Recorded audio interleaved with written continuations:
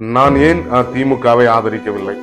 ஒரு ஒரு அமைப்பு, ஒரு அரசாங்கம் எப்படி இருக்கணும் அப்படின்னா, அரசாங்கம் வலுவானவர்களால் இயங்கிக் கொண்டிருக்க வேண்டும். அந்த வலுவானவர்கள் மக்களாகிய வலுவற்றவர்களை வசதி வாய்ப்புடனும் ஒரு கல்வியில் முன்னேற்றம், பொருளாதாரத்தில் முன்னேற்றம், அப்புறம் ஒரு என்ன சொல்ல, நம்ம மருத்துவ முன்னேற்றம், இப்படிப்பட்ட அடிப்படை வசதிகளை அமைத்து அந்த வலுவற்ற மனிதர்களை ஒரு நல்ல ஒரு நிலையான இடத்தில் இருப்பதற்கு என்னென்ன உண்டோ அதை இந்த அரசாங்கத்தில் உள்ளவர்கள், அதாவது வலுவானவர்கள் பண்ணுவாங்க. ஆனா நீங்களே பார்த்திருப்பீங்க, ஒரு வருஷத்துக்கு முன்னால ஒரு அமைச்சர் நம்ம மக்களை, என்னம்மா பஸ் ஓசிலியாம வந்தா, என்ன ஓசி பஸ், அப்புறம் நீ யாருமா, எஸ்சியா, எஸ்சி, அப்புறம் படுத்தா 5 நின்னா 10 அப்படிங்கிறது இந்த மக்களை மேலும் மேலும் தரங்கெட்ட வார்த்தைகளை பேசி வலுவிளக்க செய்து கொண்டிருக்கும் இப்படிப்பட்ட அரசாங்கத்தை நான் இதற்காகத்தான் இருக்கிறேன்.